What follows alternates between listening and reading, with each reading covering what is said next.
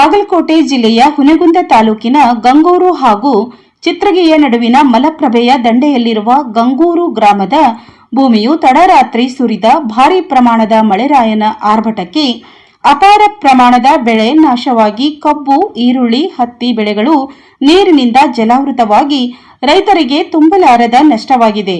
ರೈತರು ತಾವು ಬೆಳೆದ ಬೆಳೆಗೆ ಬೆಳೆ ಪರಿಹಾರ ನೀಡಬೇಕು.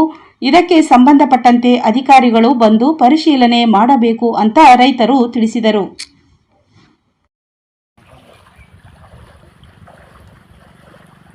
ಕಬ್ಬು ಎಷ್ಟು ಎಕರೆ ಮುನಿಗೈತಿ ನಿಮ್ದು ರೀ? ನೀರು ಹೋಗೈತಿ ಕಬ್ಬಿನಲ್ಲಿ? 7 ಎಕರೆ 34 ಗುಂಟೆದಾಗ 3 ಎಕರೆ ಉಳ್ಳಾಗಡ್ಡಿ, 2 ಎಕರೆ ಗೊಂಜಾಳ, ಉಳಿದ ಕಬ್ಬು ನೋಡಿ. ಈಗ ಎಷ್ಟು ಎಕರೆ ಒಟ್ಟೆ ನೀರು ಹೋಗಿ ಇದು? ನಮ್ದು 1.5 ಎಕರೆ ಕಬ್ಬು ರೀ, 2 ಎಕರೆ ಹತ್ತಿ ರೀ, 1 ಎಕರೆ ಗೊಂಜಾಳ, ಉಳ್ಳಾಗಡ್ಡಿ ಹೋಗೈತೆ. ಹೌದಾ? ನಿಮ್ದು ರೀ ಬಸಪ್ಪನ? 2 ಎಕರೆ ಗೊಂಜಾಳ, 3 ಎಕರೆ ಉಳ್ಳಾಗಡ್ಡಿ, ಮತ್ತು ಮುಂದೆ 3 ಎಕರೆ ಇದು ಕಬ್ಬು. ಇದು ವರ್ಷ ಹೆಂಗೆ ಆಗ್ತದೆ ನಿಮಗೆಲ್ಲ? ಮತ್ತು ವರ್ಷ ಹೇಗೆ ಅದೇ ಇದಕ್ಕೆ ಯಾರೋ ಒಂದು ಅಧಿಕಾರಿಗಳು ಬಂದಿಲ್ಲ ಇಲ್ಲಿ? ಮತ್ತು ನೀವು ರೈತ ಇದಕ್ಕೆ ಹೋಗ್ಯಾರ ನೀವೇನು ಒಂದು ಮನವಿಯನ್ನು ಕೊಟ್ಟಿಲ್ಲ ನಮ್ಗೆ ಹಿಂಗೆ ನುಕ್ಸಾನ ಬೆಳೆ ಬರಂತ? ತಲಾಟಿ ಅವರಾಗಲಿ ಮುಂದೆ ಯಾವುದೋ ಗ್ರಾಮ ಪಂಚಾಯತ್ ಅಧ್ಯಕ್ಷರಲ್ಲಿ? ಹೌದಾ?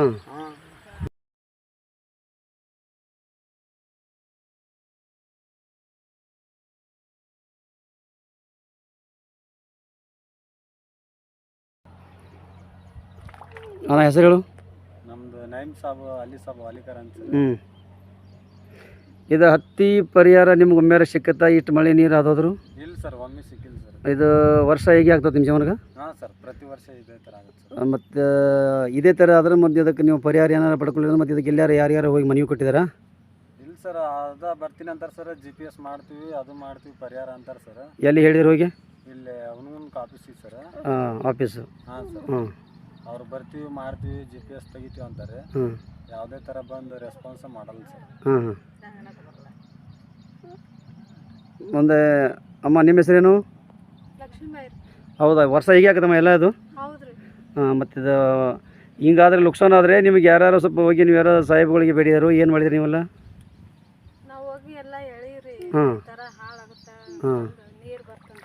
ಹೌದಾ?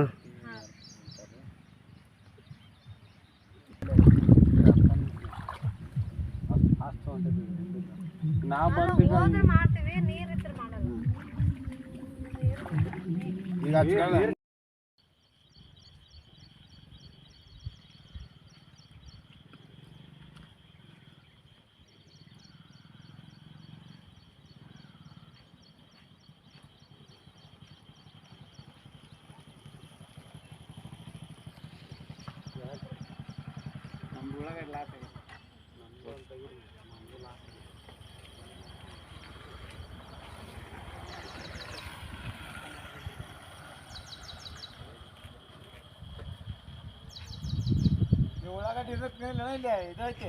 ಹಾಂ ರೀ, ಅಲ್ಲಿ ಅದು ಒಣ ಐತಿ ಬೇಡ. ಈ ಡಾಬೆ ಎತ್ತು ಡಾಬಿ ಇಲ್ಲಿ. ಹಾಂ,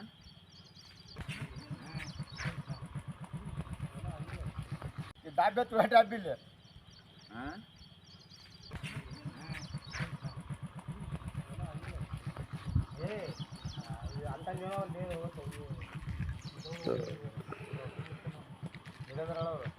ಹಾಂ, ಹಾಂ ನಿಮ್ಮ ಹೆಸರು ಏನು ಹೇಳ್ರಿ?